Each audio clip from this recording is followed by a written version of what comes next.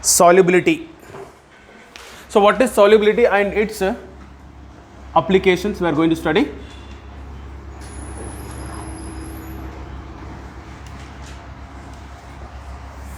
So solubility is, what is the solubility? The number of grams of solute present or dissolved in 100 grams of the solvent. It is just like similar to weight percentage.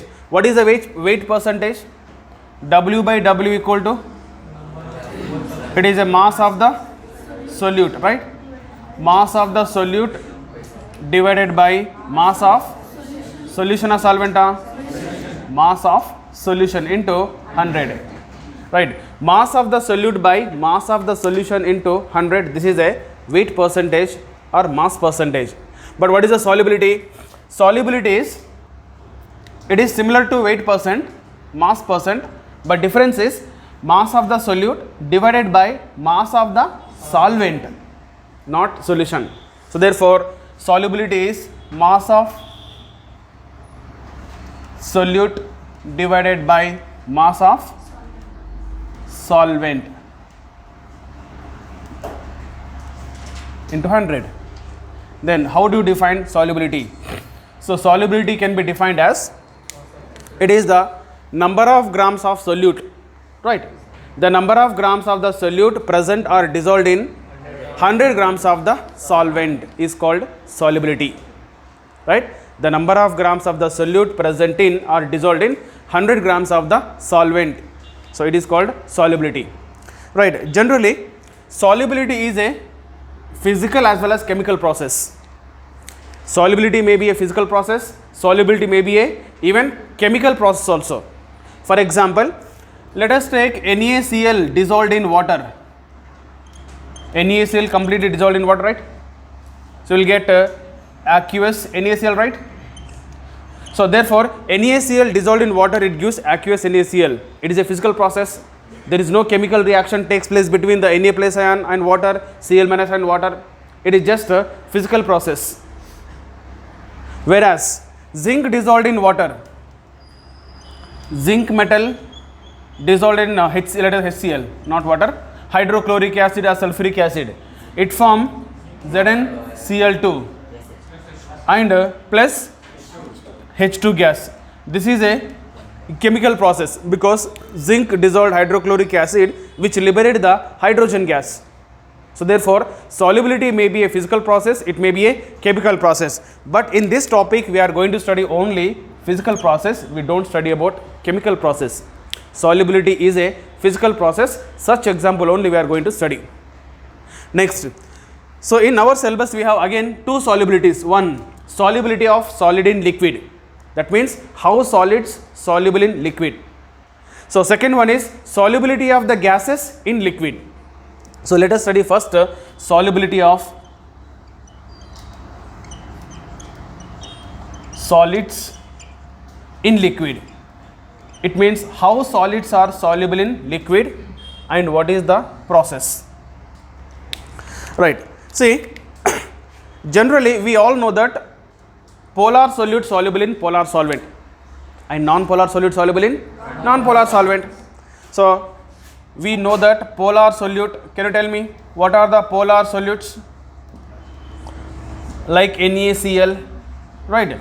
KCl, NaNO3, KNO3, ammonium chloride, AgNO3, etc. are polar solutes. They are soluble in water, polar solvent water. So generally polar solute soluble in polar solvent, and similarly non-polar solute soluble in non-polar solvent. Can you tell me non-polar solutes like naphthalene,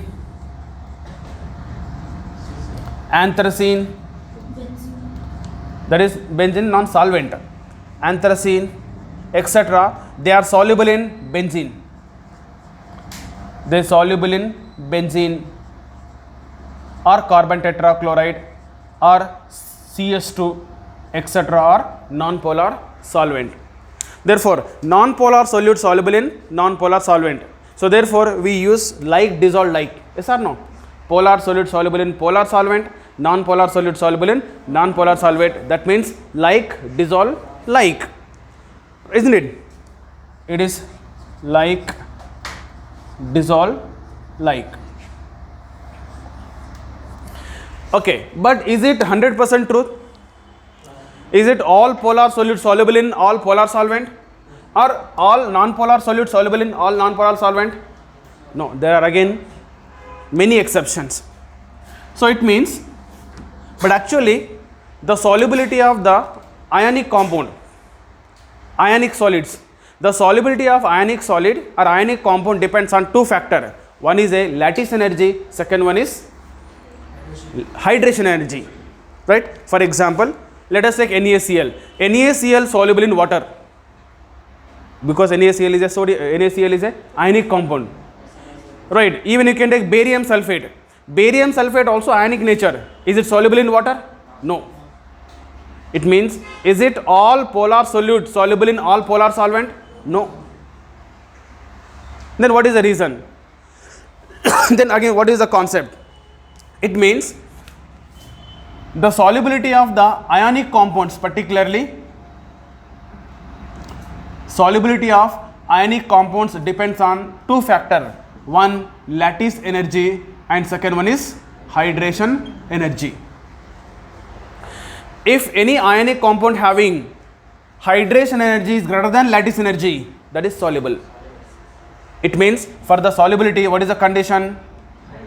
For the solubility, very very important, hydration energy must be greater than lattice energy. It means hydration energy is directly proportional to solubility in water. If any ionic compound having more hydration energy, that is easily soluble, and lattice energy is inversely proportional to solubility. It means any ionic compound having more lattice energy, that will be less soluble. So therefore, the solubility of ionic compound is depends on two factors. One is a lattice energy, second one is hydration energy. It means lattice energy is inversely proportional to solubility, hydration energy directly proportional to solubility. For a given ionic solid, if the hydration energy is more than lattice energy, that is soluble. For example, ionic compound NaCl. NaCl soluble in water, whereas barium sulfate insoluble in water. Why? For NaCl, hydration energy is greater than lattice energy. For the barium sulfate, lattice energy greater than hydration energy. If the lattice energy greater than hydration energy, that is insoluble. Then what is the lattice energy and what is hydration energy? We will study in detail later, but in short, what is the lattice energy? Lattice energy is the amount of energy which is required to separate the ions in 1 mole of ionic compound. For example, let us take, there is a 1 mole of NaCl. Okay, so when 1 mole of sodium chloride is there, so Na plus Cl minus, I want to separate Na plus as well as Cl minus. To separate 1 mole of Na plus and Cl minus, some amount of energy required. That energy is called what? Lattice energy. So therefore, lattice energy is the amount of energy which is required to separate the ions, where in 1 mole of ionic compound, right? Separate the ions in, it should be 1 mole of ionic compound, which is called lattice energy. Okay, therefore lattice energy is exothermic, endothermic. Endothermic, because amount of energy required, it is a endothermic. Then what about hydration energy? Hydration energy is, it is quite different. We know that when ionic compound, let us take ions, when ions are added to water, take the water, okay, add any ions, sodium, potassium, magnesium, etc. When K plus ion is added to water, so what happens? This K plus ion is surrounded by many number of water molecule, which is called what? Hydration, right? When ions are added to water, or when ionic solid is added to water, so that cation as well as anion both are surrounded by many number of water molecule. That phenomena is called hydration. During hydration, some amount of energy will be released. That is called hydration energy. So what is hydration energy? The amount of energy released when 1 mole of ionic compound undergo hydration. When 1 mole of ionic compound undergo hydration, some amount of energy will be released. That is called hydration energy. Therefore, hydration energy exothermic, endothermic, exothermic. Lattice energy, energy required. Hydration energy is released. Therefore, hydration energy exothermic, lattice energy is endothermic. Right? So therefore, when exothermic overcomes endothermic, when hydration energy overcomes lattice energy, then ionic compound soluble in water. Right? There are many more examples. Like one more example, magnesium sulfate, second group sulfate. Magnesium sulfate is very readily soluble in water. It is readily soluble in water, whereas barium sulfate, it is also second group sulfate. Beryllium, magnesium, calcium, strontium, barium, down the group sulfate solubility decreases. Right? Barium sulfate almost insoluble in water. So magnesium sulfate readily soluble, barium sulfate are almost insoluble, even though both are ionic compound. So justify your answer. How? Why? Because magnesium sulfate, for magnesium sulfate, hydration energy is greater than lattice energy. That's what it is soluble in water. Whereas for barium sulfate, lattice energy greater than hydration energy, therefore it is insoluble. Right? So this is the solubility of ionic compounds. But we also study that not only ionic compound, even non-ionic compounds, covalent compounds. So some of the covalent compounds can also soluble in water. That is a molecular compounds or non-ionic compound. Can you tell me which non-ionic compounds, non-ionic or molecular or even covalent compounds are also soluble in water? So why? Yeah, many organic compounds like alcohols. Alcohols are readily soluble in water even though they are covalent compounds. Right? Glucose, organic compound, covalent compound, sucrose, fructose, many sugars are soluble in water even though they are covalent compounds, they are not ionic compounds. And what is the reason? Because the solubility of non-ionic or covalent compound depends on formation of intermolecular hydrogen bonding. If any organic compound, covalent compound is able to form intermolecular hydrogen bonding, that is soluble. So therefore, the solubility of covalent compound depends on formation of intermolecular hydrogen bonding. For example, you can take glucose. Glucose soluble, glucose, sucrose soluble in water because what is the reason? They form the hydrogen bonding with water.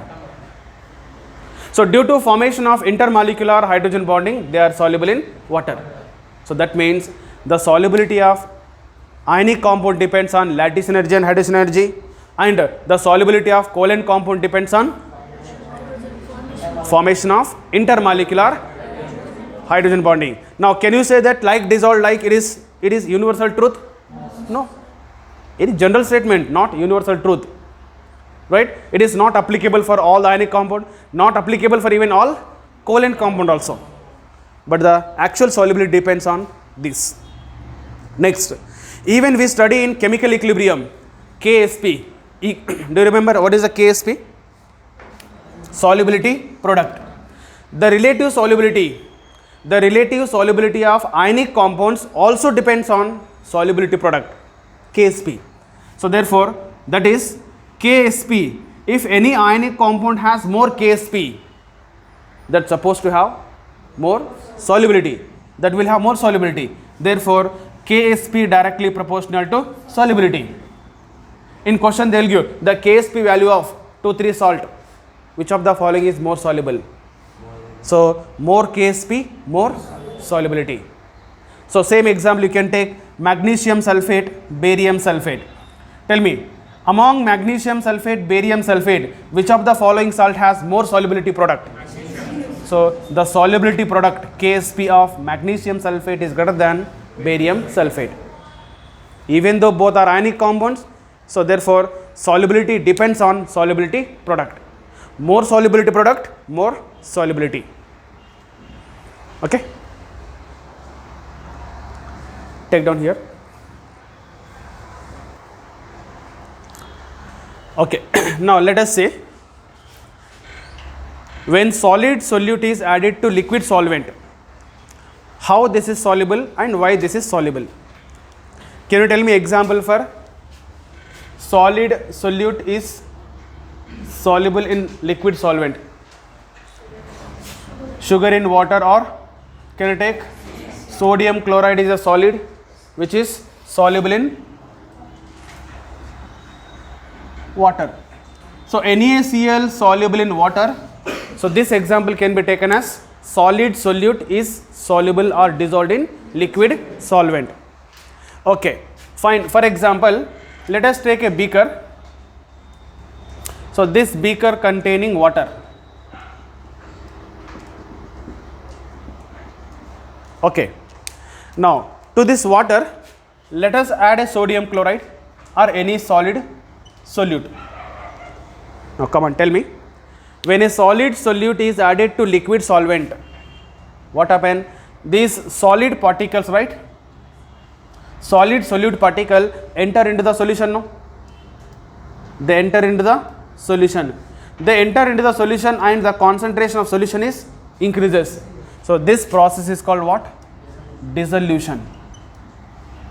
It means when a solid solute is added to liquid solvent, when a solid solute is added to what? Liquid solvent, solute particles are enter into the solution. All the solute particle enter into the solution and the concentration of solution is goes on increases. So this phenomena or this process is called dissolution, right? In dissolution, the concentration of solution is increases. But at the same time, another process also takes place. Which process? This solid particle, right? This solid particle, they enter into the solution and they dissolve in water. Therefore, the solute particle present in the solution and they make collision with solid particles. There are some more solid particles and there are solute particle in solution. Therefore, the solute particle present in the solution and solid solute particle, they collide with each other and solid particle get separated.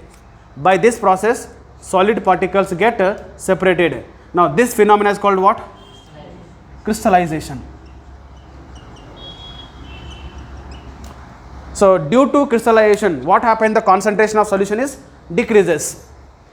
But at particular stage, at particular state, both dissolution and crystallization takes place with the same speed or same rate. That is called what?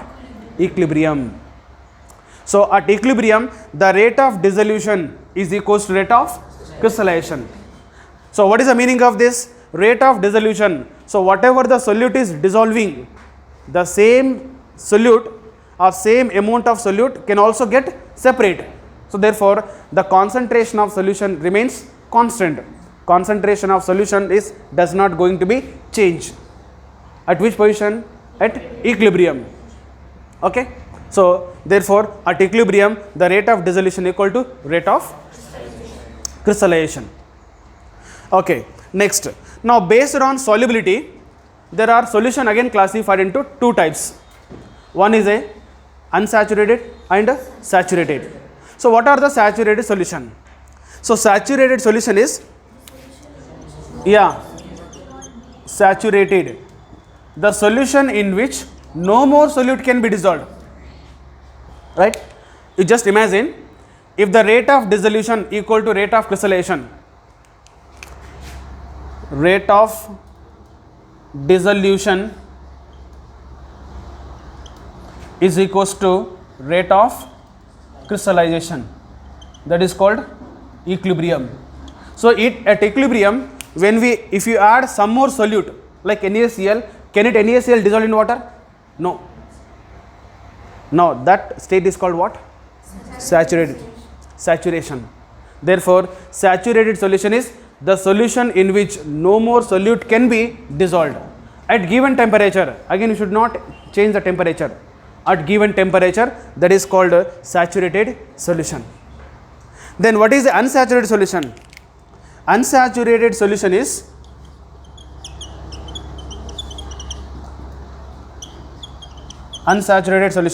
the solution in which some more solute can be dissolved. That means it is a before equilibrium. Before equilibrium, so we can add still sodium chloride or any solute. Therefore, the solution in which some more solute can be dissolved, such solutions are called what? Unsaturated solutions. Right? Therefore, now question is this: in which of the following solution among saturated and unsaturated equilibrium is exist? So at saturated. But where the rate of dissolution, where the rate of crystallization is exist? Both saturated and unsaturated, or both? The rate of dissolution and rate of unsaturation both will exist in both the state, because whenever solute dissolved, at the same time what happen? Crystallization starts. See, dissolution as well as crystallization takes place simultaneously, because when we add for example, take sodium chloride. When we add sodium chloride to any like water, so sodium chloride dissolved in water, of course, that means solid sodium chloride particle enter into the solution, then the concentration of solution is increases. At the same time, the solute particle in the solution, they make collision with this solid particle, then what happen? Solid NaCl starts separate. It means from the beginning only dissolution will be there and crystallization will be there. But where it is equilibrium, where at both are equal, at equilibrium, the rate of dissolution is equals to rate of crystallization. This is possible in saturated solution, and which is called equilibrium. Unsaturated solution, both the process will be there, dissolution will be there, crystallization will be there, but they are not at equal, they are unequal, right? Where usually dissolution is more compared to crystallization, that is unsaturated. Okay, next. So based on even solubility, solutions are classified into three types. There are three types of solutions. One is a soluble, two sparingly soluble, three insoluble. So we use these three types of again solutions: soluble solutions, sparingly soluble, and insoluble. So what is the soluble solutions? So here, if the solubility of solute is it is greater than 1 gram per 100 ml solvent, right? Then it is called what? Soluble solution. Soluble solution means if the solubility of solute is greater than how much? 1 gram per 100 ml. If the solubility of the solute is greater than 1 gram per 100 ml, it is a soluble. If the solubility of the solute is less than 1 gram per 100 ml solvent, which is called sparingly soluble. So less than or greater than 10 power minus 3 grams per 100 ml, that is also sparingly soluble. So when the solution is called sparingly soluble, if the solubility of the solute is less than 1 gram per 100 ml solvent or greater than 10 power minus 3 gram per 100 ml, then what is insoluble?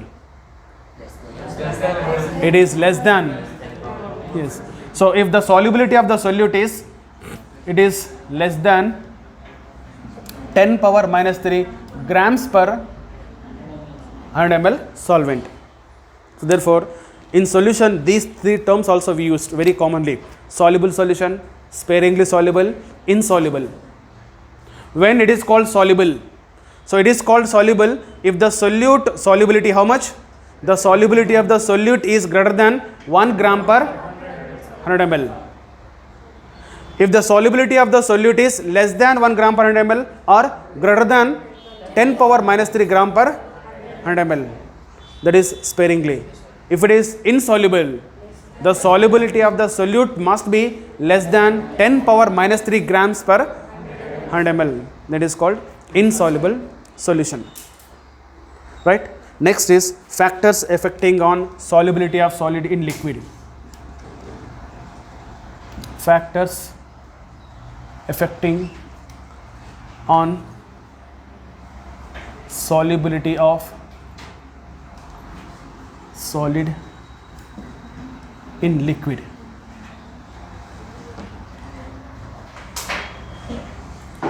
Okay, so what are the factors affect the solubility of the solid in liquid? One, nature of solute and solvent. 2, temperature. 3, pressure. 4, size of particle. 5, stirring. 6, formation of complex. Right, so these are the factors affect the solubility of the solid in where? Liquid. Now first one is nature of the solute and nature of solvent. So we have studied in detail which kind of solute soluble in which kind of solvent. In general, like dissolved, like polar solute soluble in polar solvent, non-polar solute soluble in non-polar solid. Of course, it is not universal truth, but in generally like dissolved,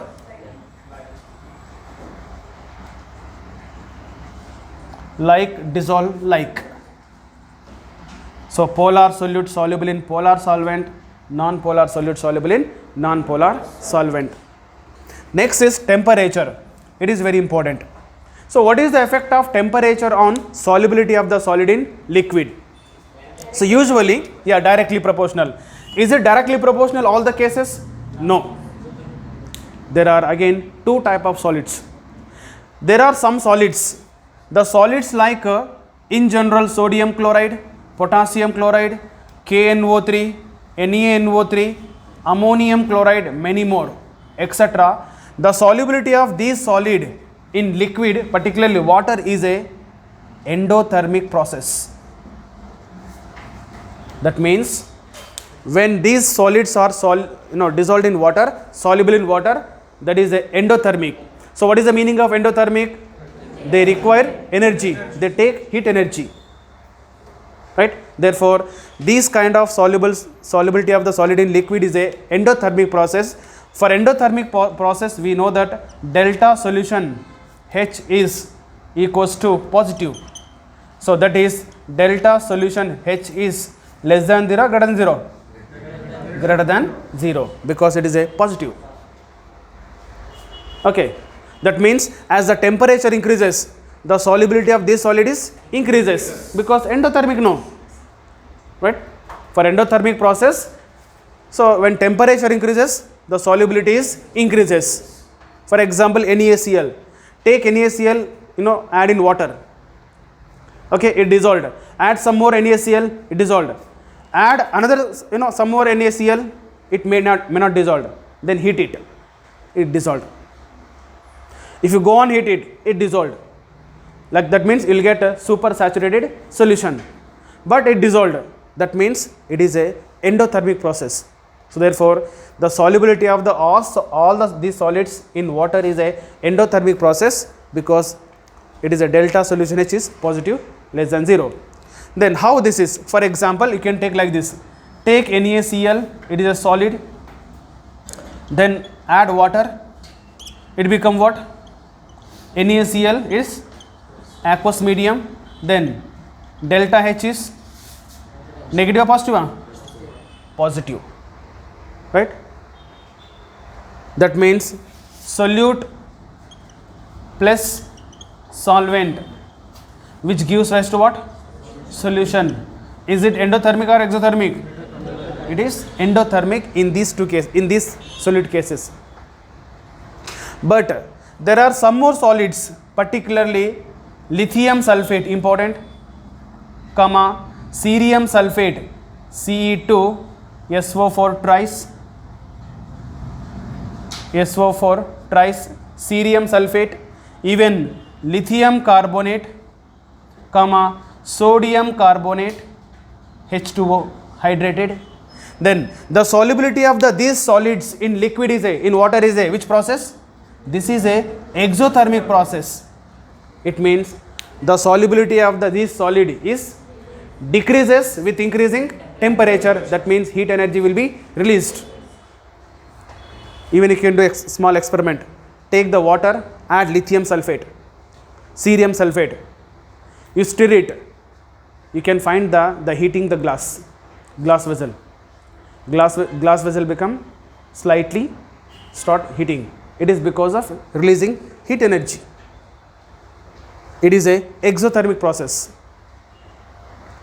Right? Since it is exothermic process, when temperature is increases, the solubility is decreases. That means what about delta solution H is? Delta solution H is a negative, that is delta solution H less than 0. Okay?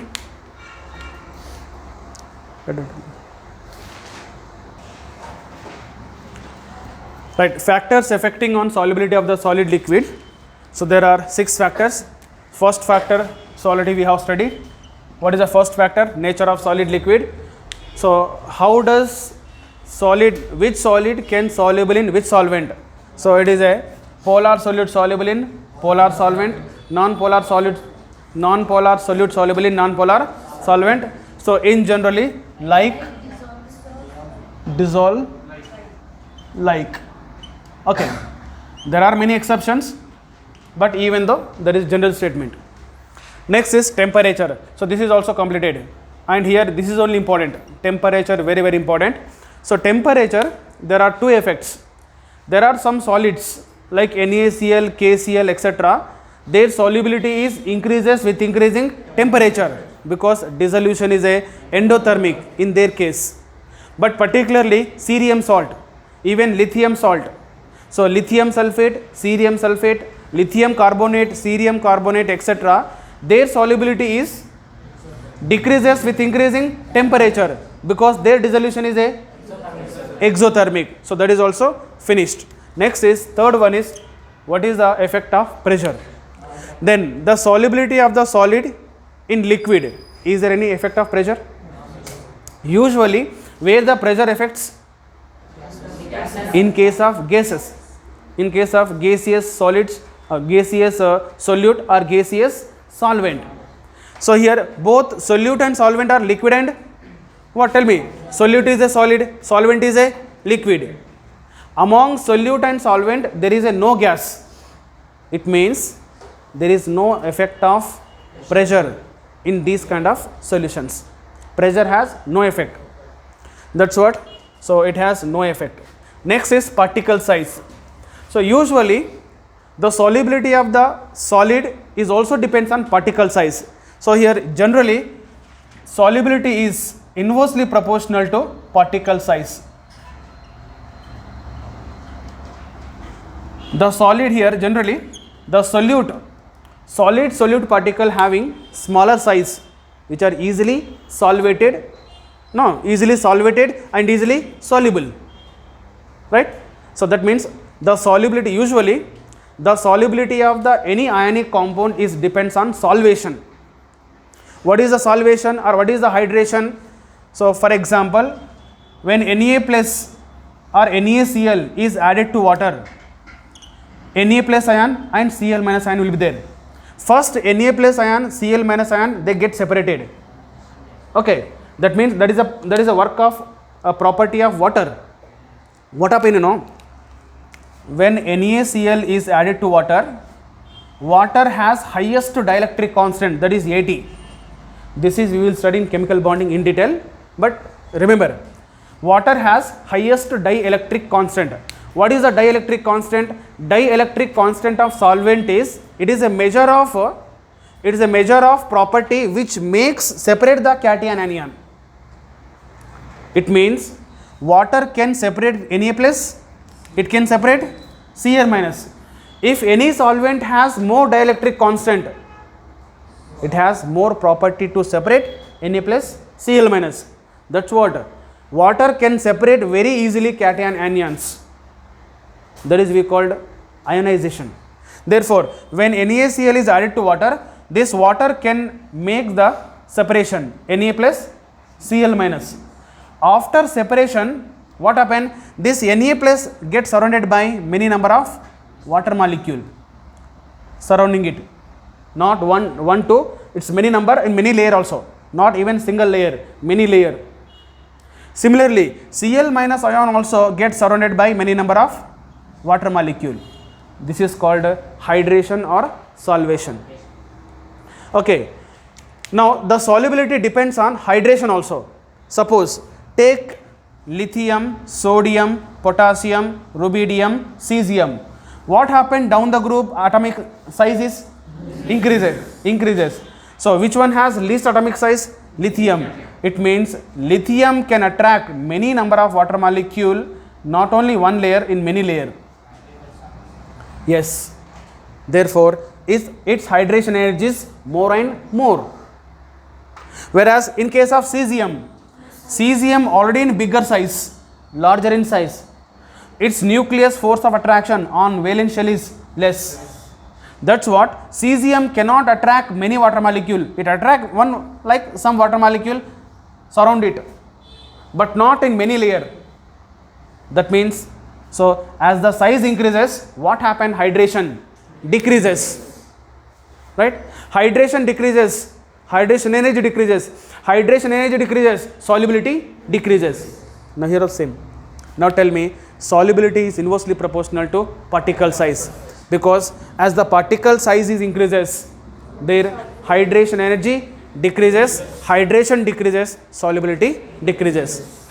But here you remember this one equation, solubility is inversely proportional to particle size. Enough.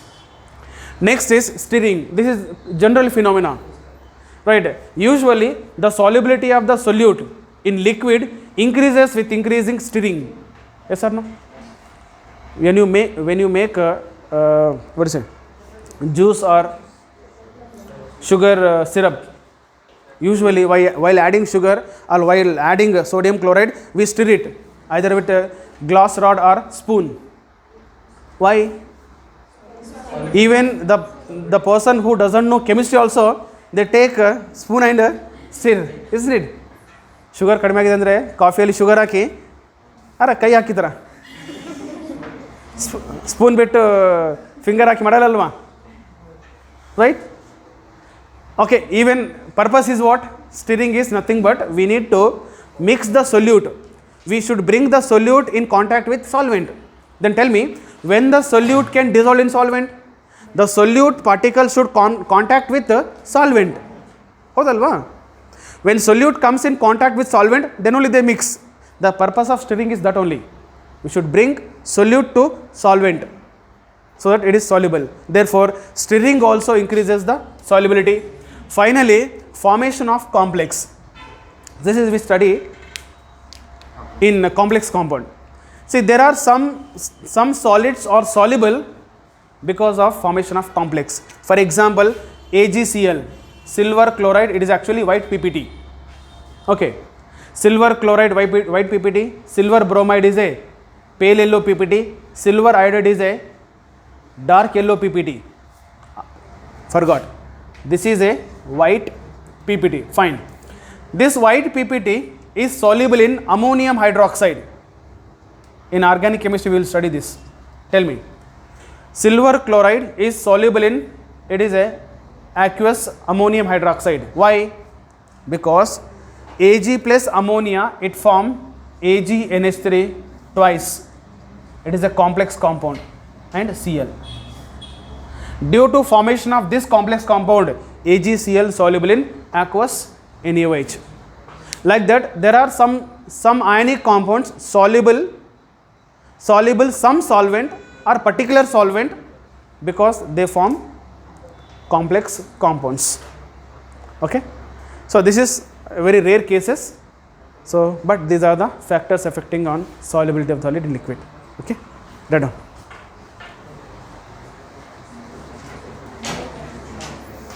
Solubility of the gases in liquid. Write down. Solubility of gases in liquid.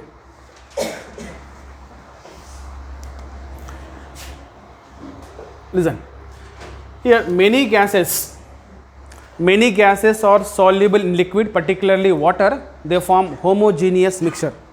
For example, oxygen dissolved in water, it form homogeneous mixture. Even carbon dioxide also dissolved in water, it form homogeneous mixture. Like that, many gases are soluble in water, they form the homogeneous mixture. Right? Then the solubility of the gas in liquid depends on particularly three factors. So that is factors affecting on solubility of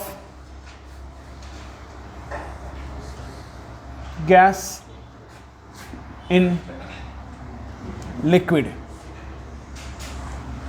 The solubility of the gas in liquid, it depends on particularly three factors. One, nature of gas and liquid. It's just like first one, nature of solid, nature of liquid. Second factor, temperature. Third factor is pressure. Okay, we'll study one by one. First one is nature of the gas and nature of liquid. So which gases are soluble in which kind of liquid? Right. In case of solid, we have studied like dissolved, like polar solute soluble in polar solvent, non-polar solute soluble in non-polar solvent. Like that, here also there is a relation. It is also of course similar to that only, like dissolved like, but some changes are there. Here the gases like non-polar gases, particularly non-polar gases like oxygen, nitrogen, helium, hydrogen, etc., they are less soluble in water. They are soluble but less soluble in water. Whereas the gases like are the gases which are having polar gases, but instead of polar we can say that the gases which are having high critical temperature, Tc, the gases which are having high Tc critical temperature and more are easily liquefiable gases, easily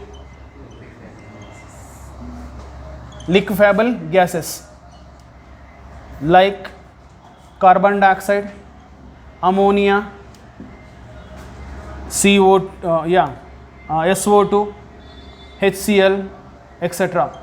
These are the gases having more critical temperature and they are easily liquefiable. The solubility of these gases is much more compared to these non-polar gases. Therefore, these gases are more soluble in water. The reason is because these gases, they can combine with water, they form the new compound. For example, carbon dioxide. Carbon dioxide combines with water, it forms carbonic acid. It forms new compound. Of course, it is reversible. Carbonic acid is very weak acid. It can convert into again carbon dioxide. Even by shaking also it convert. Even ammonia. Ammonia also combined with water, it forms the new compound, that is ammonium hydroxide. It is also weak base. Like that, all these compounds combined with water, they form the new compounds. whereas these gases, non-polar gases, they cannot combine with water to form new compound. For example, oxygen. Oxygen dissolved in water. What is the compound? No other compound is formed. It is just dissolved only. Whereas nitrogen dissolved in water, it does not form any other compound. Like these gases do not form any other compounds when they dissolve in water, but these gases can form the new compounds when they dissolve in water. So therefore, the solubility of these gases is more compared to first gases. So this is a physical nature of the gas and solid. Second one is temperature. The solubility of the gas also depends on temperature. How? So generally, the solubility of the gas in liquid is a exothermic process. It is a exothermic process. So what is the meaning of exothermic process? When gases are dissolved in water, they release energy, heat energy. Therefore, the dissolution of gases in water is a exothermic process. Therefore, so usually gases are more soluble at low temperature compared to high temperature. For example, oxygen. Oxygen is readily soluble at low temperature compared to high temperature. Then what happens as the temperature increases? As the temperature increases, their solubility is decreases. Therefore, solubility of the gas in water is inversely proportional to temperature. It is inversely proportional to temperature because dissolution is a delta solution H is a exothermic process, delta H negative, and delta solution H is less than 0 because it is a exothermic process. Okay, there are many more examples. Like for example, oxygen. You can take oxygen. Tell me, oxygen is readily soluble or more soluble at low temperature compared to high temperature. When the temperature increases, the solubility of the oxygen in water is decreases. Now that is the reason aquatic species like fishes and other animals are more comfortable in cold water compared to warm water, right? In summer, particularly in summer season, in oceans and sea and all, many fishes and aquatic species comes to surface to take the oxygen, isn't it? Why they frequently comes to the surface of the sea and ocean? Because when temperature increases, the solubility of the oxygen in water is decreases. So that oxygen is not sufficient for aquatic species for respiration. That's what, to take oxygen they comes to surface and frequently they take the oxygen from surface, atmospheric air. That's what all the aquatic species are, that fishes are more comfortable in cold water. In cold water,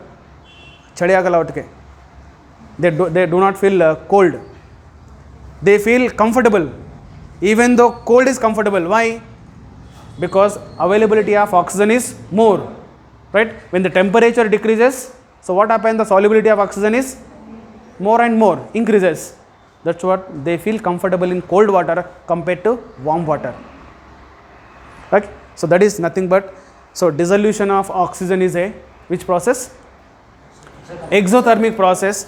As the temperature increases, their solubility, oxygen solubility in water is decreases. Okay? So this is the effect of temperature.